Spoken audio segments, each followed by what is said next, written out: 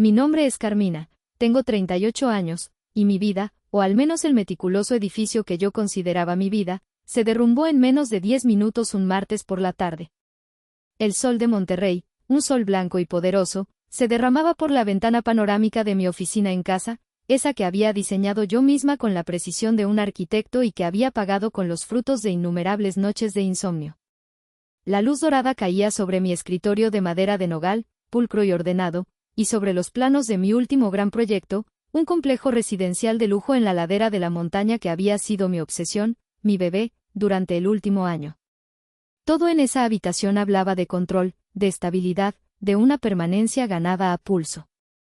Qué ingenua y arrogante puede ser una persona cuando cree tener el control. La llamada de Zoom fue programada con una frialdad corporativa que debió haberme alertado. A las 4 en punto, las caras de mi director, Ricardo, y la directora de Recursos Humanos, una mujer llamada Laura con una sonrisa tan tensa que parecía dolorosa, llenaron mi pantalla. Ricardo, el mismo hombre que una semana antes, en una junta, me había llamado su estrella de rock por haber conseguido los permisos de construcción 2 meses antes de lo previsto, ahora evitaba mi mirada. Sus ojos estaban fijos en un punto abstracto en la pared detrás de mí, como si leyera un guión invisible. Carmina, su voz sonó hueca, desprovista de toda la familiaridad que había construido con él a lo largo de 7 años. Como es de tu conocimiento, la compañía está atravesando una fase de reestructuración global. Yo asentía, mi cuerpo adoptando una postura profesional por puro instinto, mientras mi mente se aferraba a las palabras de moda que usan las empresas para disfrazar la carnicería: sinergias, optimización de recursos, alineación estratégica. Eran palabras vacías, diseñadas para amortiguar un golpe que, sin embargo, siempre llega con la fuerza de un mazo.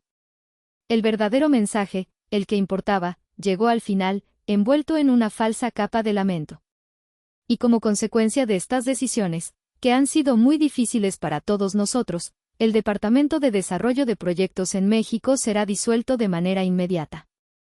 Ha sido un verdadero placer tenerte en el equipo, Carmina. Te deseamos, sinceramente, la mejor de las suertes en tus futuros proyectos. Laura, la mujer de la sonrisa de cera, añadió algo sobre un paquete de indemnización y los datos de contacto para el soporte psicológico. No la escuché. Mi mundo se había reducido al zumbido agudo en mis oídos y al reflejo de mi propio rostro en la pantalla oscura que apareció cuando terminaron la llamada. Vi a una mujer de 38 años, con el cabello perfectamente recogido en un moño bajo, los labios apretados en una línea recta. La imagen de una profesional consumada. La imagen de una mujer que acababa de ser desechada como una pieza obsoleta. Me levanté. Mis piernas, normalmente firmes y seguras, se sentían débiles, como si no me pertenecieran. Necesitaba un vaso de agua. Necesitaba sentir el frío del cristal en mi mano, algo real que me anclara a ese nuevo y aterrador presente. Salí de la oficina, cruzando el pasillo de pisos de mármol que yo misma había elegido, y bajé las escaleras, aferrándome a la barandilla de acero pulido. Mantuve mi rostro impasible, una máscara de serenidad que era mi armadura contra el mundo. Mi madre, Elvira, estaba en la sala. Había comprado un jarrón nuevo, una pieza de cerámica de Talavera, y estaba arreglando unas aves del paraíso. El naranja y el púrpura vibrantes de las flores contrastaban brutalmente con la palidez de mis pensamientos. Tarareaba una vieja canción de Juan Gabriel. Me vio bajar. Y por un instante, un microsegundo antes de que la máscara de madre preocupada se asentara en su rostro, vi algo más. No fue sorpresa. No fue empatía. Fue un destello, un brillo casi imperceptible en sus ojos. Un brillo de cálculo. De una oportunidad inesperada que se presentaba. Fue tan rápido que casi me convencí de haberlo imaginado. Casi. Luego, la máscara se acomodó. ¿Todo bien, mija?, preguntó, su voz con el tono meloso que usaba cuando quería algo. Asentí, mi garganta era un nudo de arena. ¿Estás segura? Te ves pálida. Se acercó, pero mantuvo la distancia. 1 metro de seguridad entre su mundo y mi catástrofe. Una reunión, pesada, logré articular. Ella asintió, volviendo a sus flores como si el tema ya estuviera zanjado. Bueno, relájate un poco. Hice chiles en nogada para la cena. Y eso fue todo. No insistió. No preguntó más. La noticia que acababa de fracturar mi vida fue despachada con la misma importancia que un comentario sobre el tráfico. Y en esa abrumadora falta de interés, en ese silencio calculado, la visión de ese destello en sus ojos volvió a mi mente. No lo había imaginado. Era real. Y era el presagio de una traición mucho más profunda que la de cualquier empresa. Subí las escaleras de regreso a mi habitación y cerré la puerta con un suave clic. El sonido pareció sellar el mundo exterior. No lloré. Las lágrimas se sentían inútiles, una respuesta demasiado blanda para la dura realidad que se estaba materializando frente a mí. Me senté en el borde de mi cama, una cama king size con sábanas de algodón egipcio de 800 hilos, y dejé que mi mirada recorriera la habitación. Cada objeto, cada mueble, cada detalle que había elegido con tanto cuidado, ahora me parecía un monumento a mi propia ingenuidad. Mi habitación no era un santuario, era un museo, y yo era la curadora de mi propia y larga historia de sacrificios. Mis ojos se posaron en la fotografía grande y enmarcada que colgaba en la pared frente a la cama. Era mi hermana menor, Gala, en su fiesta de quinceañera. En la foto, ella sonreía a la cámara, resplandeciente en un vestido rosa pastel con capas y capas de tul, un vestido que había costado más que mi primer coche. Recuerdo esa época con una claridad dolorosa. Yo tenía 19 años, y mi vida era un torbellino frenético de clases de ingeniería civil por la mañana y turnos de mesera en un restaurante de carnes por la noche. Cada peso que ganaba se dividía en 3, matrícula, una pequeña porción para mis gastos básicos, y el resto, la mayor parte, iba directamente a la cuenta bancaria de mis padres. Gala quería una banda de mariachis, pero no cualquier banda, él quería al Mariachi Vargas de Tecalitlán, o al menos a la mejor imitación disponible en Monterrey. Mis padres me llamaron, sus voces una mezcla de orgullo y chantaje emocional. Es un recuerdo para toda la vida, Carmina. Tú sabes lo que significa para ella. Tú eres tan fuerte, siempre encuentras la manera. Y yo, como siempre, encontré la manera. Trabajé turnos dobles durante 2 meses, mis manos olían constantemente a cebolla asada y mis pies eran un mapa de ampollas. La noche de la fiesta, no pude asistir. Tenía un examen de cálculo diferencial a las 7 de la mañana del día siguiente. Mientras Gala bailaba el vals, yo estaba en la biblioteca de la universidad, con 3 tazas de café y un libro abierto. Cuando llegué a casa, casi a las 3 de la mañana, la fiesta había terminado. Encontré a Gala en la cocina, quejándose con mi madre de que uno de los trompetistas había desafinado en El son de la negra. Ni siquiera levantó la vista para darme las gracias. Mi mirada se deslizó hacia el suelo, hacia el rincón donde yacía un par de mis viejos zapatos de tacón negros. Estaban gastados, el cuero agrietado en los pliegues. Eran los zapatos que había usado para mi primera entrevista de trabajo importante, la que me catapultó de asistente a coordinadora de proyectos. Recuerdo el día anterior a la entrevista. Estaba practicando mis respuestas frente al espejo cuando mi padre, Ramiro, entró en mi habitación sin tocar. Se apoyó en el marco de la puerta, con los brazos cruzados y una sonrisa condescendiente. ¿Unos zapatos nuevos para jugar a la jefa?, preguntó. Le expliqué, con un nudo de nervios en el estómago, lo importante que era esa oportunidad. Él se rió, una risa corta y seca. No te hagas ilusiones, Carmina. La construcción es un mundo de hombres. Allá afuera te van a comer viva. Deberías buscar algo más, femenino. Nunca olvidaré esa palabra, femenino. Para él, mi ambición era una especie de defecto de carácter, una afrenta a la feminidad que él creía que yo debía encarnar. Su propio intento de negocio, una pequeña ferretería que había quebrado en menos de un año, lo había dejado lleno de un resentimiento que proyectaba sobre mí. Mi éxito no era un motivo de orgullo para él, era una competencia, un recordatorio diario de su propio fracaso. Finalmente, me arrodillé y deslicé una caja de madera de debajo de la cama. La abrí. El olor a papel viejo y grafito llenó el aire. Dentro, protegido por una tela de seda, estaba mi viejo cuaderno de bocetos. Lo abrí con cuidado. Las páginas estaban llenas de mis verdaderos sueños, diseños de jardines secretos, patios andaluces con el sonido de fuentes, terrazas en azoteas convertidas en oasis urbanos. Quería ser arquitecta paisajista. Quería crear belleza y serenidad. Pero cuando llegó el momento de elegir una carrera, la practicidad se impuso como un verdugo. Jardincitos, se había burlado mi madre. Mija, eso es un pasatiempo.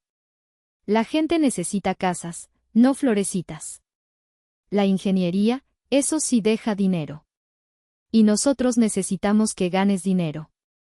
Así que cerré mi cuaderno de bocetos y abrí los libros de cálculo y resistencia de materiales. Me convertí en una experta en concreto, acero y presupuestos. Me convertí en la hija práctica, la hija rentable, la que pagaba las cuentas. Sosteniendo ese cuaderno en mis manos, el peso de todas esas decisiones, de todos esos sacrificios, me aplastó. Cada objeto en esa habitación era un eslabón de la cadena que yo misma me había puesto, creyendo que era el precio del amor y la aceptación familiar. Y ahora, con el eco de la llamada de Zoom todavía en mis oídos y el recuerdo de la mirada de mi madre clavado en mi mente, me di cuenta de una verdad terrible: nunca me habían puesto una cadena. Me la habían vendido, y yo la había comprado voluntariamente. La noche se cernió sobre la casa como un manto pesado y oscuro. El insomnio, un viejo conocido de mis épocas de estudiante y de mis plazos de entrega más brutales, volvió a visitarme. Daba vueltas en la cama, el colchón de memory foam que había costado una fortuna se sentía como una plancha de piedra. Mi mente era un torbellino. Las palabras de Ricardo, disuelto de manera inmediata, chocaban contra los susurros imaginados de mis padres: ¿qué vamos a hacer con ella ahora? A la 1 de la madrugada, me rendí. La sed era una excusa. Necesitaba moverme, romper la inmovilidad de mi habitación, que de repente se sentía como una celda. Bajé las escaleras en silencio, mis pies descalzos sin hacer ruido sobre el mármol frío. La casa estaba en una penumbra casi total, solo la pequeña luz LED del microondas arrojaba un brillo verdoso y fantasmal sobre la cocina de cuarzo blanco. Mientras me servía un vaso de agua, aguzé el oído. Un murmullo. Venía de la sala de estar, que estaba completamente a oscuras. Al principio, pensé que era la televisión, que la habían dejado encendida a un volumen muy bajo. Pero no había parpadeo de luz, solo el sonido de voces contenidas, secretas. Me acerqué con la cautela de un ladrón en mi propia casa. Me detuve en el pasillo, oculta por la sombra de una columna, el corazón latiéndome con una fuerza sorda en los oídos. No podrá pagarla ahora, Elvira, dijo la voz de mi padre, Ramiro. No era un susurro de preocupación. Había una nota de finalidad, casi de triunfo, en su tono. Un buitre que confirma que su presa ha dejado de respirar. Esto es el destino. La casa por fin será para quien la merece, para nuestra Gala. Sentí que el vaso de agua helada en mi mano me quemaba la piel. Mis músculos se tensaron hasta el dolor. La voz de mi madre respondió, y su tono era aún peor. Era un susurro práctico, organizativo, como si estuviera planeando un menú semanal. Pobre Carmina. Pero es fuerte, siempre lo ha sido. Encontrará la manera de salir adelante.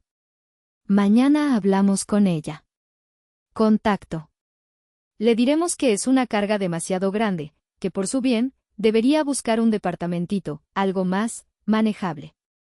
Podemos incluso darle algo de dinero para el depósito, como un último gesto de buena voluntad. ¿Un último gesto de buena voluntad? La frase resonó en mi cabeza. Era la misma frase que se usa para despedir a un empleado, no para hablar de una hija. Estaban gestionando mi salida. La conversación derivó hacia los detalles, y eso fue lo que me rompió. No eran solo ideas vagas, y era un plan concreto. Hablaban de cómo Gala y su inútil prometido, Mateo, podrían mudarse el próximo mes. De cómo mi oficina, mi espacio sagrado de trabajo y creación, sería un cuarto de bebé perfecto, con tanta luz natural. Y por fin podremos tener un perro, dijo mi madre, y su voz, por primera vez, sonó genuinamente feliz. Un Golden Retriever, como Gala siempre ha querido. Ya sabes que a Carmina nunca le gustó la idea por su tonta alergia, pero ahora ya no importaba. Mi alergia al pelo de perro, mi necesidad de silencio para trabajar, mis gustos, mis años de esfuerzo para pagar cada metro cuadrado de esa casa, todo estaba siendo borrado con la misma facilidad con la que se limpia una pizarra. Estaban desinfectando la casa de mi presencia, preparándola para sus verdaderos dueños. Y yo estaba allí, a solo unos metros de distancia, escuchando cómo me convertía en un fantasma en mi propia vida. Mi padre remató la conversación con una frase que actuaría como el detonante final. Mañana lo arreglamos. Con calma. Le diremos que es lo mejor para la familia. Entenderá.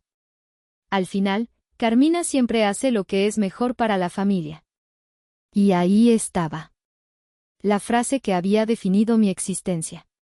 La justificación para cada sacrificio, para cada sueño pospuesto. Lo mejor para la familia. Pero la familia que ellos imaginaban era una en la que yo no tenía cabida, excepto como un cajero automático que, ahora descompuesto, debía ser retirado y reemplazado. Di media vuelta, con un cuidado infinito para no hacer ruido.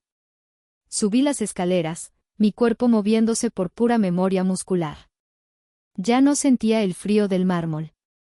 No sentía nada. O más bien, sentía todo, pero desde una distancia extraña, como si observara a otra persona. La Carmina que siempre hacía lo mejor para la familia había muerto en ese pasillo oscuro. Y de sus cenizas, fría y silenciosa, nació una nueva Carmina. Una Carmina que tenía un solo propósito, sobrevivir. Y para sobrevivir, primero tenía que destruir. De vuelta en la oscuridad de mi habitación, la puerta cerrada como la tapa de un sarcófago, me quedé de pie en el centro de la alfombra. El torbellino de emociones, el shock, el dolor, la incredulidad se calmó de repente, y en su lugar descendió una quietud antinatural. Era la calma del ojo de un huracán, un lugar de una claridad aterradora. La furia que sentí no era caliente y roja, era fría y azul, como el hielo de un glaciar. Una furia que no nublaba el juicio, sino que lo afilaba hasta convertirlo en un arma. Me senté en mi escritorio, el mismo lugar donde horas antes mi mundo profesional se había desvanecido, y encendí la lámpara. La suave luz iluminó los planos del complejo residencial. Miré las líneas, los cálculos, los estudios de viabilidad. Mi mente, entrenada para ver patrones y soluciones, comenzó a trabajar, pero no en el proyecto. Estaba analizando la estructura de mi propia vida, la arquitectura de la traición que me rodeaba. Durante años, había operado bajo la suposición de que el amor familiar era una constante, una base inamovible sobre la cual podía construir mi vida. Ahora me daba cuenta de que había estado construyendo sobre arenas movedizas. Su afecto no era amor y era una transacción. Yo proveía seguridad financiera, estatus y soluciones, y a cambio, recibía un lugar en la mesa, una ilusión de pertenencia.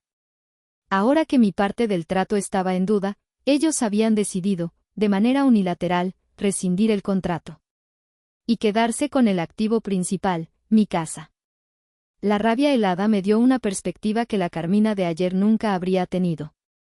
Vi sus acciones no como una herida emocional, sino como un movimiento estratégico hostil. Y en el mundo de los negocios, un movimiento hostil se contrarresta con una estrategia superior, ejecutada con velocidad y precisión. Fue entonces cuando el recuerdo del email del señor Morales volvió a mi mente. No como un simple recuerdo, sino como una pieza clave que encajaba perfectamente en el rompecabezas que estaba armando. Deslicé mis dedos sobre el trackpad de mi laptop y abrí mi correo. La búsqueda fue rápida. Propuesta de adquisición urgente. Lo leí de nuevo, pero esta vez, no con los ojos de una dueña que ama su hogar, sino con los ojos de una estratega que acaba de encontrar el arma perfecta. Cada palabra resonaba con un nuevo significado. Cliente internacional. Discreción absoluta. Oferta significativamente por encima del valor de mercado. Y la frase más hermosa de todas, cerrar la operación y transferir los fondos en menos de 48 horas. No era una oferta. Era un milagro. Un milagro envuelto en papel corporativo. Mi mente, que hasta hace poco estaba paralizada por el pánico de encontrar un nuevo trabajo, ahora bullía con una energía diferente. Abrí una hoja de cálculo. En una columna, puse el valor de mercado estimado de la casa. En otra, la oferta potencial, sumándole un generoso 20% como Morales había sugerido. La cifra que apareció en la celda final me hizo contener la respiración. 9.500.000 pesos. Casi $500.000. La cifra no solo representaba un nuevo comienzo. Representaba la libertad absoluta. La libertad de no tener que volver a trabajar para nadie si no quería. La libertad de viajar. La libertad de desempolvar mi viejo cuaderno de bocetos y matricularme en esa escuela de diseño en Italia que siempre había considerado un sueño imposible. La libertad de no tener que volver a escuchar las palabras, sé práctica, Carmina, nunca más. Miré a mi alrededor. Las paredes que había elegido, la silla ergonómica en la que había pasado miles de horas, la vista de la ciudad que me había consolado en tantas noches de soledad. Este lugar había sido mi refugio, pero ahora veía que también había sido mi prisión dorada. Me mantenía atada a ellos, a su constante necesidad, a su sutil desprecio. La decisión se tomó sin un ápice de duda. La rabia helada se había solidificado, convirtiéndose en un plan de acción. Ellos querían mi casa. Querían mi vida. Pero se habían olvidado de un detalle crucial. Se habían olvidado de con quién estaban tratando. No estaban tratando con la hija complaciente y culpable. Estaban tratando con la gestora de proyectos que había supervisado la construcción de rascacielos. Y yo iba a gestionar mi salida de sus vidas con la misma eficiencia despiadada con la que gestionaba un presupuesto de $100 millones. El proyecto más importante de mi vida acababa de comenzar. Eran las 3 de la madrugada. La casa crujía a mi alrededor, los sonidos nocturnos habituales que antes me parecían reconfortantes, ahora sonaban como los lamentos de un lugar profanado. El aire estaba cargado de traición. Pero en mi oficina, la única luz encendida en la oscuridad, reinaba un orden absoluto. Sentada frente a mi laptop, el resplandor de la pantalla iluminando mi rostro, me sentí más viva y concentrada que nunca. La adrenalina, nacida de la furia y la desesperación, era un combustible potente. No estaba pensando en el dolor. Estaba planificando. Estaba ejecutando. Abrí el software de gestión de proyectos, una herramienta tan familiar para mí como mis propias manos. Creé un nuevo proyecto, un tablero Kanban con columnas claras, pendiente, en proceso, completado. El nombre del proyecto lo escribí con una sonrisa glacial, Reubicación Estratégica versión 1.0. Dividí el objetivo principal, vender la casa y asegurar mi independencia en 24 horas, en una serie de tareas más pequeñas, cada una con un plazo estricto y un responsable, siempre yo. Era un método que usaba para manejar proyectos de construcción complejos, para evitar que el pánico se apoderara del equipo. Ahora, lo estaba usando para evitar que el pánico se apoderara de mí. A las 7 en punto. No antes, para no parecer desesperada, y no después, para no perder el impulso. La llamada debía hacerse fuera de casa. La excusa perfecta, mi rutina de salir a correr. Necesitaba un lugar con buena señal y privacidad. El mirador del Parque Chipinque era ideal. El objetivo era claro, aceptar la oferta más alta, sin negociaciones que pudieran retrasar el proceso. La velocidad era mi principal ventaja. Inmediatamente después de hablar con Morales. Mi abogado, David, era un viejo amigo de la universidad, un tiburón en los litigios corporativos. Era pragmático, eficiente y, lo más importante, increíblemente discreto. Le presentaría la situación como una oportunidad de inversión que no podía dejar pasar. Necesitaría que estuviera disponible todo el día para revisar la documentación, crucialmente, que preparara un poder notarial. No podía arriesgarme a tener que aparecer en una notaría. Cada movimiento debía ser invisible. Toda la correspondencia se manejaría a través de una aplicación de mensajería encriptada. Nada de llamadas a la casa, nada de correos electrónicos con asuntos obvios. El nombre del grupo sería Proyecto Paisajismo Florencia. Una pequeña ironía personal. Esta era quizás la tarea más difícil. Requería habilidades de actuación que no estaba segura de poseer. Tenía que representar el papel de la hija recién despedida, vulnerable, preocupada, pero tratando de ser valiente. Desayunaría con ellos. Escucharía sus falsos consuelos. Les permitiría creer que tenían el control total de la situación. Necesitaría copias de la escritura de la casa, mi identificación oficial, y los últimos recibos de servicios. El escáner de mi oficina hacía un ruido característico. El momento perfecto para usarlo sería durante la telenovela de media mañana de mi madre. Ella siempre subía el volumen al máximo, creando la cobertura de ruido perfecta. David revisaría la letra pequeña.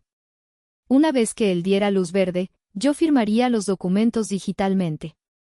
Mi firma electrónica tenía la misma validez legal que la manuscrita. La belleza de la tecnología moderna al servicio de una venganza ancestral. Este era el hito crítico del proyecto. El dinero no se transferiría directamente a mí, sino a una cuenta de depósito en garantía, escrow, del despacho de abogados, como es estándar en estas operaciones. La confirmación de esa transferencia sería la señal de que el punto de no retorno había sido cruzado. No sería un arrebato impulsivo. Sería un evento planeado. La cena. Con Gala y Mateo presentes. Necesitaba a toda la audiencia reunida para la función final. No sería una discusión. Sería una declaración. Un informe de estado. Presentaría los hechos de manera clara, concisa y sin emoción. La casa está vendida. El dinero está asegurado. Tienen 48 horas para desalojar. Fin del comunicado. Revisé el plan en la pantalla de la laptop. Era perfecto. Era despiadado. Era mi única salida. Por un momento, una pequeña voz en mi interior, la voz de la vieja Carmina, susurró, ¿y si te arrepientes? La acallé con la memoria de los susurros de mis padres en la oscuridad. No habría arrepentimiento. Solo habría consecuencias. Apagué la laptop y, por primera vez desde la llamada de Zoom, sentí una extraña paz. Era la paz de un general en la víspera de una batalla decisiva, una batalla que sabía, con absoluta certeza, que iba a ganar. La alarma de mi teléfono sonó a las 6 de la mañana, pero yo ya estaba despierta. Había dormido en intervalos, mi mente demasiado activa para rendirse a un descanso profundo. Me puse mi ropa de ejercicio, la misma de siempre, una rutina reconfortante en medio del caos que estaba a punto de desatar. Cuando bajé, mi madre ya estaba en la cocina, preparando café. El aroma llenaba la casa, un aroma que normalmente asociaba con el hogar y la seguridad. Hoy, olía a hipocresía. Buenos días, mija, dijo sin darse la vuelta. ¿Saldrás a correr tan temprano? Sí, respondí, mi voz deliberadamente neutra. Necesito despejar la cabeza. Claro, claro. Te entiendo. Su tono era empalagoso, lleno de una compasión que sabía que era falsa. Era la voz que usarías para hablarle a un niño o a un enfermo. Me estaba infantilizando, reduciéndome a una víctima que necesitaba su guía. Una vez fuera, el aire fresco de la mañana me golpeó la cara. Caminé a paso ligero hacia el parque, no para correr, sino para encontrar el lugar perfecto. El mirador estaba vacío a esa hora. Saqué mi teléfono. 7 en punto. Marqué el número del señor Morales. Respondió al segundo tono, su voz profesional y alerta. Señor Morales, habla Carmina. Le llamo para confirmar mi decisión. Acepto la oferta. Hubo un breve silencio, cargado de sorpresa. Señorita Carmina, qué excelente noticia. No se imagina la alegría que le dará a mi cliente, ¿está segura? Recuerdo que su propiedad no estaba oficialmente en el mercado. Las circunstancias cambian, señor Morales, dije, mi voz tan firme como el acero. Necesito que esto sea rápido. Muy rápido. La oferta más alta que mencionó, pago de contado, cierre inmediato, ¿la propuesta sigue en pie? Pude oír el cambio en su respiración, la emoción de un vendedor a punto de cerrar el trato de su vida. Por supuesto. Sigue más en pie que nunca. Le enviaré la oferta formal por escrito a su correo en menos de una hora. Y señorita Carmina, créame, ha tomado la mejor decisión. Colgué y, sin pausa, llamé a David. Le expliqué la situación, enmarcándola como una decisión de negocios pura y dura. David, me ha surgido una oportunidad de liquidez que no puedo ignorar. Necesito moverme rápido. Te enviaré unos documentos en una hora. Necesito que los revises con lupa y me des tu visto bueno antes del mediodía. Considéralo hecho, Carmina, dijo, su voz tranquila y segura. Tú concéntrate en lo tuyo, yo me encargo de la letra pequeña. Cuando regresé a casa una hora después, el teatro del engaño estaba en pleno apogeo. Mis padres me esperaban en la mesa del desayuno con una solemnidad digna de un funeral de estado. ¿Cómo te sientes, hija?, preguntó mi padre, apartando el periódico. Mejor. Pensando, respondí, sirviéndome una taza de café. Mi teléfono vibró discretamente en mi bolsillo. La oferta formal del señor Morales había llegado. Carmina, tu madre y yo hemos estado hablando, continuó mi padre, adoptando su tono de patriarca sabio. Sabemos que es un golpe duro, pero la vida sigue. Y a veces, para seguir, hay que aligerar la carga. Quizás esta casa se ha convertido en una carga demasiado grande para ti en este momento. Tuve que morderme el interior de la mejilla con fuerza para no soltar una carcajada. Estaban siguiendo su guión al pie de la letra. Eran tan predecibles que resultaba casi insultante. Es una posibilidad, papá, dije, fingiendo una vulnerabilidad que me revolvía el estómago. Es una gran responsabilidad. Tendré que pensarlo mucho. Tómate tu tiempo, dijo mi madre, dándome una palmadita en la mano.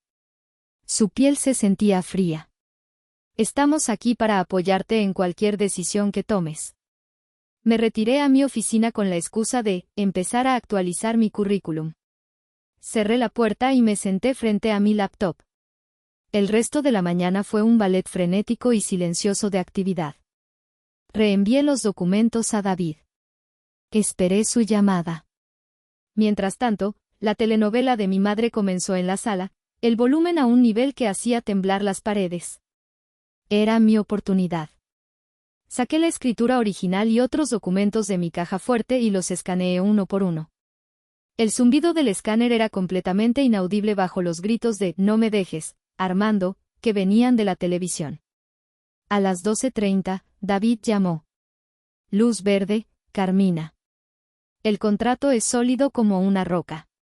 Es una oferta increíble, ¿estás lista? Lista, confirmé. A la 1:07 de la tarde, con el sonido de la telenovela de fondo, abrí el contrato digital. Mi mano tembló por un instante al mover el ratón sobre el botón de «Firmar digitalmente». Por un segundo, la cara de la Carmina de ayer, la que creía en la familia por encima de todo, apareció en mi mente. La aparté de un manotazo mental. Esa Carmina estaba muerta. Hice clic. Y con ese simple gesto, sellé su destino y comencé mi nueva vida. La cena de esa noche fue una obra de teatro meticulosamente orquestada por mis padres, y yo era, supuestamente, la protagonista trágica. Gala y su prometido, Mateo, llegaron a las 8 en punto, puntuales por primera vez en sus vidas.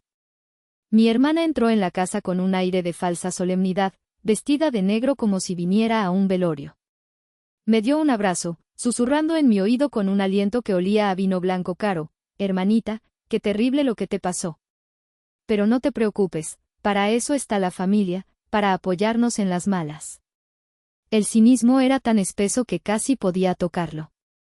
Mateo, cuyo aporte a cualquier conversación era generalmente nulo, me dio una palmada en la espalda y dijo: «Ánimo, cuñada».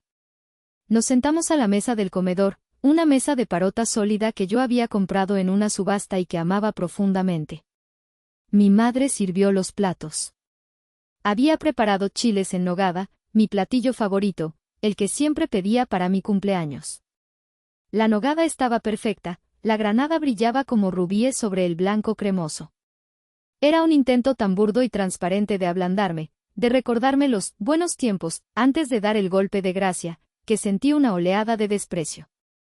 La conversación durante la cena fue un campo minado de indirectas y falsas alabanzas a mi fortaleza. Hablaron del clima, de política, de cualquier cosa excepto del elefante en la habitación, mi despido y el futuro incierto que, según ellos, me esperaba. Yo participé lo mínimo, respondiendo con monosílabos, disfrutando de mi propio secreto. Comí lentamente, saboreando cada bocado. No era la comida lo que disfrutaba, sino la ironía. Esta sería la última cena que compartiríamos en esa casa. La última vez que se sentarían en esas sillas como si fueran los señores del castillo. Estaba memorizando sus rostros, sus expresiones de falsa preocupación, para no olvidarlos nunca. Cuando terminamos el postre, un flan casero que mi madre había hecho, mi padre se aclaró la garganta. Era la señal.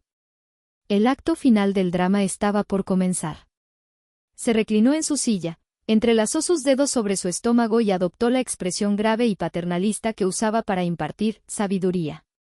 Carmina, comenzó, su voz resonando en el comedor. Hija. Tu madre, Gala y yo hemos estado hablando mucho hoy.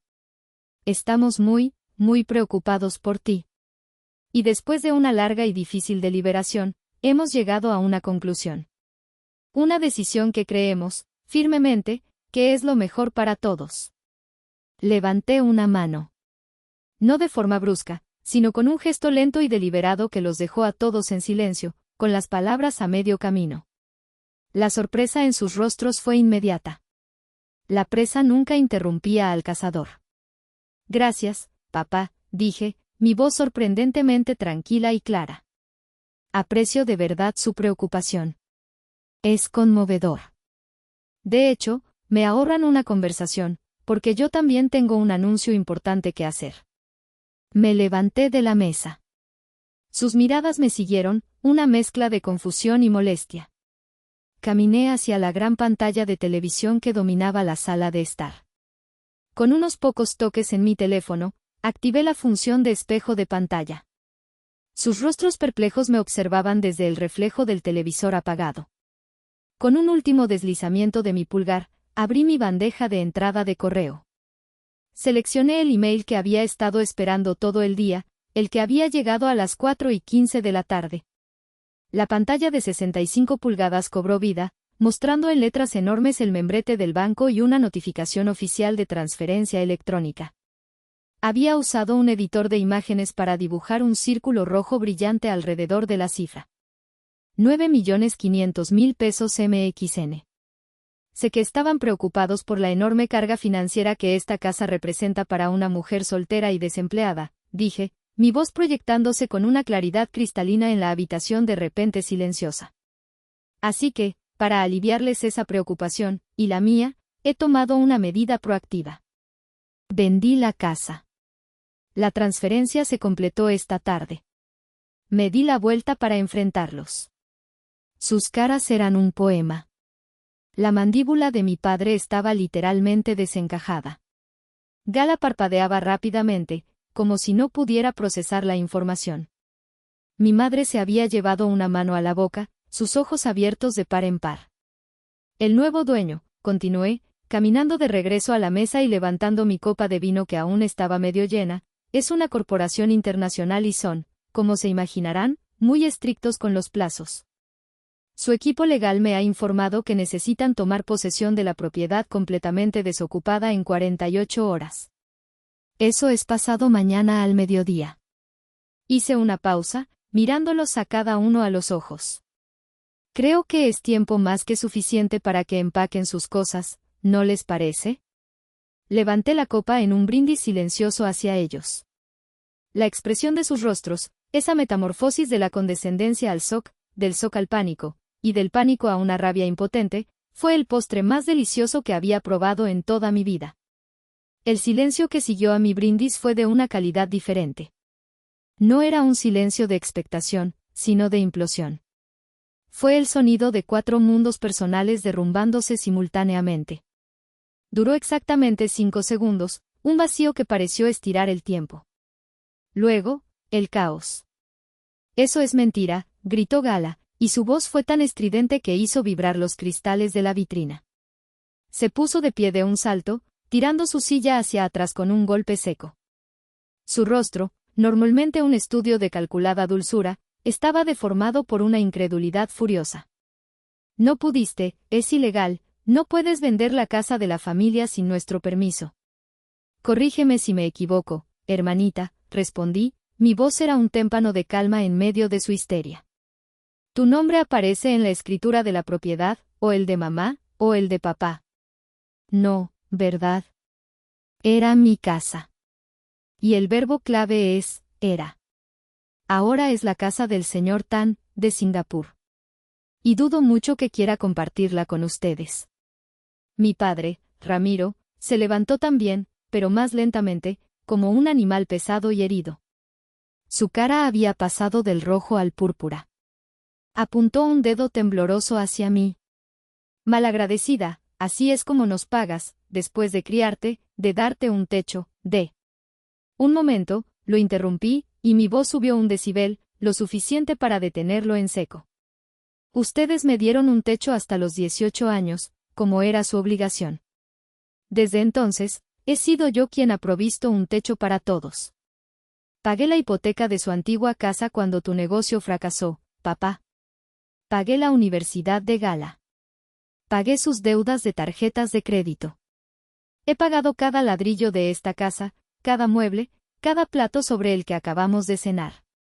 Así que, por favor, ahórrense el discurso sobre mi ingratitud.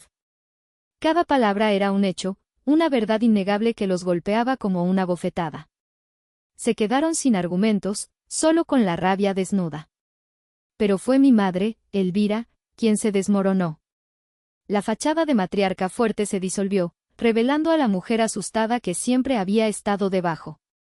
Las lágrimas comenzaron a brotar de sus ojos, lágrimas de pánico, no de tristeza. Se aferró al brazo de mi padre, su cuerpo temblando. Pero, ¿a dónde vamos a ir, Ramiro?, gimió, su voz apenas un susurro. No tenemos a dónde ir, ¿qué vamos a hacer? En esa pregunta desesperada, vi la patética verdad de su situación. No eran los villanos omnipotentes que yo había imaginado. Eran dos personas mayores, aterradas, que habían construido su vida sobre la base de mi trabajo y mi culpa, y yo acababa de dinamitar esa base. Por un fugaz instante, sentí una punzada de algo que podría haber sido lástima. Eran mis padres, después de todo. Pero entonces Gala, recuperada de su shock inicial, lanzó su último ataque venenoso. Lo hiciste a propósito, escuchaste algo, eres una víbora traicionera, disfrutas viéndonos sufrir, quieres ver a tus propios padres en la calle. Su acusación, tan cercana a la verdad, borró cualquier atisbo de compasión que pudiera haber sentido. No, Gala, dije, mi voz volviendo a ser helada. No disfruto viéndolos sufrir. Simplemente, he dejado de estar dispuesta a sufrir yo para que ustedes vivan cómodamente. Hay una gran diferencia. En medio de la creciente cacofonía de gritos y sollozos, mi teléfono sonó. El nombre en la pantalla era mi ancla a la cordura, tío Fidel. Contesté, poniendo el altavoz para que todos pudieran escuchar. Tío. Buenas noches. Carmina, sobrina, ¿cómo estás? Solo llamaba para saber cómo fue todo, dijo su voz cálida y tranquila. Todo salió según el plan, tío, respondí, mi mirada fija en los rostros estupefactos de mi familia. De hecho, estaba pensando en pasar por tu casa ahora mismo, si la oferta de la habitación de huéspedes sigue en pie. Por supuesto que sí. Tu tía Marta y yo te estamos esperando. Las puertas de esta casa siempre estarán abiertas para ti, lo sabes. Colgué. El silencio había vuelto, pero esta vez era un silencio de derrota total. Como acaban de escuchar, dije, tomando mi bolso que había dejado estratégicamente junto a la puerta, yo ya tengo un lugar a donde ir. Ustedes tienen exactamente 39 horas para encontrar el suyo. Les sugiero que empiecen a hacer llamadas. Salí de la casa. Cerré la puerta detrás de mí y el sonido de sus gritos se amortiguó, convirtiéndose en un ruido sordo e irrelevante. Mientras caminaba hacia mi coche bajo el cielo estrellado, sentí que el peso de 38 años se levantaba de mis hombros. No me sentía como un monstruo. Me sentía libre. Los 2 días siguientes fueron un borrón de actividad febril y emociones encontradas, una extraña mezcla de liberación y melancolía. Mientras mi familia se sumía en un torbellino de caos, yo me movía con una calma metódica, la misma que aplicaba en la fase final de un proyecto de construcción. Era el momento de la desmovilización, del desmantelamiento. A la mañana siguiente, a las 9 en punto, un camión de mudanzas de una empresa de alto nivel se estacionó frente a la casa. No era para ellos. Era para mí. Un equipo de 4 hombres con uniformes impecables bajó y yo salí a recibirlos con una lista detallada en una tableta. Buenos días, dije, mi voz clara y profesional. Las instrucciones son precisas. Solo se empacarán y transportarán los artículos de esta lista. El contenido completo de la habitación principal y de la oficina del segundo piso. Además, los libros del estudio, la colección de arte de las paredes y la vajilla del comedor. Nada más. El resto se queda. La escena que se desarrolló a continuación fue una pieza de teatro del absurdo. Mientras los hombres de la mudanza trabajaban con una eficiencia silenciosa, envolviendo mis muebles en mantas acolchadas y mis obras de arte en plástico de burbujas, mis padres y mi hermana corrían por la casa como si el mundo se estuviera acabando. Su método de empaque consistía en arrojar ropa, adornos y recuerdos en bolsas de basura negras, sin orden ni concierto. El sonido de sus discusiones era una banda sonora constante. Te dije que no vendieras el coche viejo, Ramiro, gritaba mi madre. Ahora, ¿cómo vamos a llevarnos todo esto? ¿Y a dónde se supone que lo llevemos, Elvira?, respondía mi padre a gritos. A vivir debajo de un puente. Gala estaba en su habitación, en medio de una crisis existencial. La oí llorar desconsoladamente por teléfono con su prometido, Mateo. No puedo creer que me esté haciendo esto, amor, mi colección de zapatos, mis bolsos, no tengo dónde meterlos, ¿tú crees que en el apartamento de tu amigo quepa mi tocador? Aparentemente, la solución temporal era un sofá en el apartamento de un amigo de Mateo. La caída desde la cima había sido rápida y dura. A mediodía, tal como mi padre había amenazado, comenzó el bombardeo telefónico. Los monos voladores, la familia extendida, entraron en acción. La primera fue mi tía Gloria, hermana de mi madre. Carmina, ¿pero qué has hecho?, chilló en el teléfono, sin siquiera decir hola. Tu madre me llamó, está destrozada, echar a tus propios padres a la calle, ¿no tienes corazón? La sangre es la sangre, niña, la familia es lo primero. Hola, tía Gloria, respondí con una calma que la dejó desconcertada. Qué bueno que llamas. Justo estaba revisando mis cuentas, ¿te acuerdas de los 20,000 pesos que te presté hace 2 años para el enganche del coche de mi primo? Como ahora estoy desempleada, me vendrían muy bien de vuelta, ¿te parece si me los transfieres hoy mismo? Hubo un silencio sepulcral al otro lado de la línea. Pude oír su respiración agitada. Tengo que colgar. Clic. Bloqueé su número. El siguiente fue mi primo Carlos. Prima, ¿qué onda? Oye, mi jefe escuchó lo de tu casa. Dice que qué gandalla. Que no se trata así a los jefes. Hola, Carlos. Jefes. Qué palabra tan interesante, respondí. Hablando de jefes, ¿ya le dijiste al tuyo que el título universitario que presentaste es falso? Porque yo todavía tengo los correos donde me pedías ayuda para diseñarlo. Clic, bloqueé su número. Y así continuó durante toda la tarde. Cada llamada era una oportunidad para recordarle su propia hipocresía, sus propias deudas, sus propios secretos. No lo hacía por crueldad. Lo hacía por autodefensa. Estaba podando las ramas podridas de mi árbol genealógico. La última noche, mientras los hombres de la mudanza cargaban la última caja en el camión, mi madre se acercó a mí.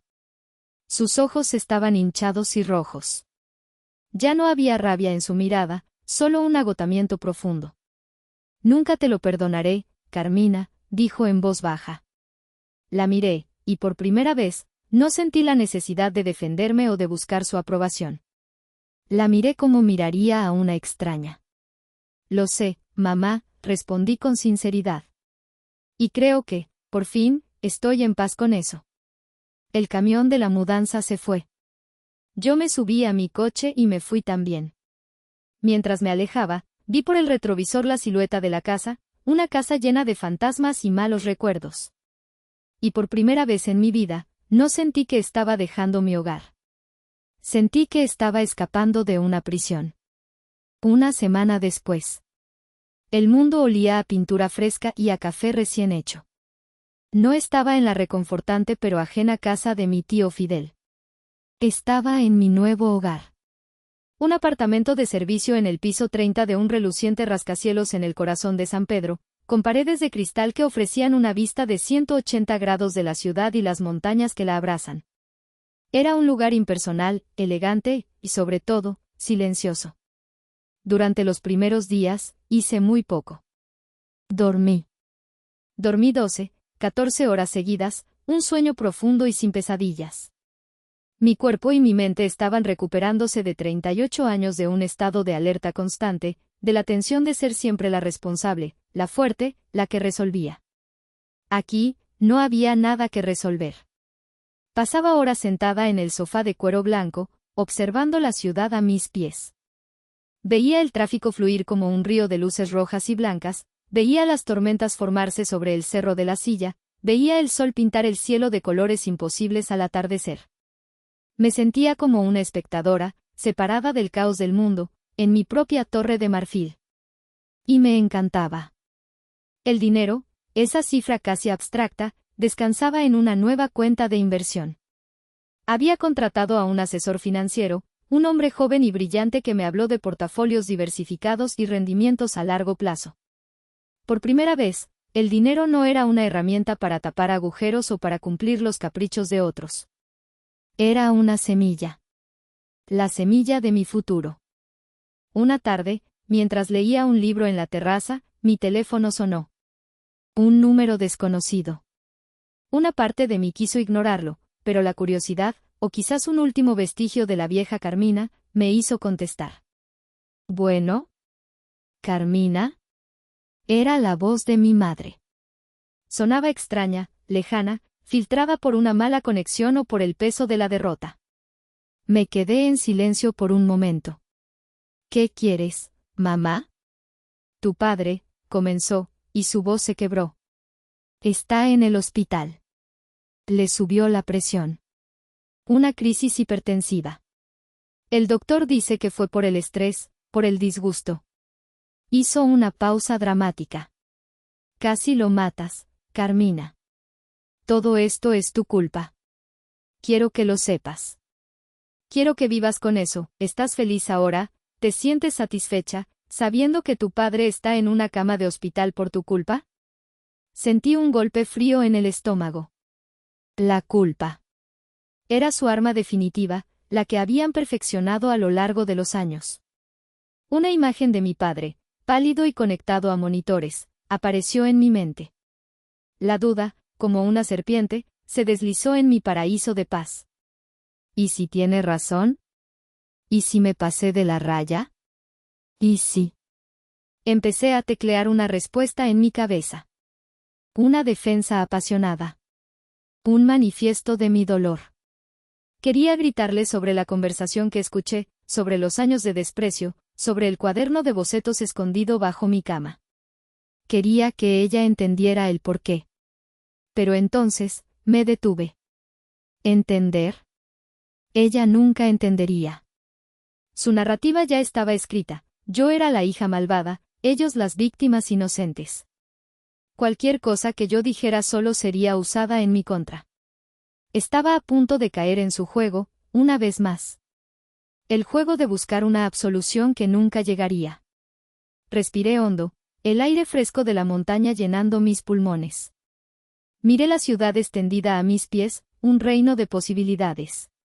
Lamento que papá esté enfermo, dije, y mi voz sonó tranquila, casi distante, incluso para mis propios oídos. Espero que se recupere pronto. Hice una pausa. Pero mi respuesta a tu pregunta es sí. Por primera vez en mucho tiempo, sí estoy feliz. Y no voy a vivir con ninguna culpa. La culpa, mamá, es toda suya. Adiós. Y antes de que pudiera responder, antes de que pudiera lanzar otra andanada de veneno, colgué. Luego, con una calma que me sorprendió, abrí mi lista de contactos. Encontré su número.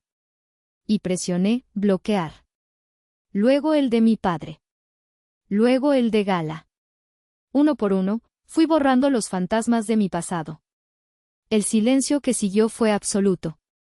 Y en ese silencio, no había soledad. Había libertad. El aire en el Aeropuerto Internacional de Monterrey siempre tiene un olor particular, una mezcla de combustible de aviación, café fuerte y el aroma seco del desierto que rodea la ciudad. Para mí, ese día, olía a libertad. Tiraba de mi única maleta grande, una maleta que contenía una versión cuidadosamente editada de mi vida, ropa para un clima nuevo, mis libros más queridos, mi laptop y, en el fondo, envuelto en seda, mi viejo cuaderno de bocetos. Mientras esperaba en la larga fila para documentar mi equipaje, abrí mi correo electrónico en el teléfono. Releí el email que ya me sabía de memoria, el que había llegado 2 días antes y que había solidificado mi plan de escape en un destino tangible. Era una carta de aceptación formal de una prestigiosa academia de diseño en Florencia, Italia. Ofrecían un curso intensivo de 6 meses en diseño de paisajes y jardines. Las clases comenzaban en 2 semanas.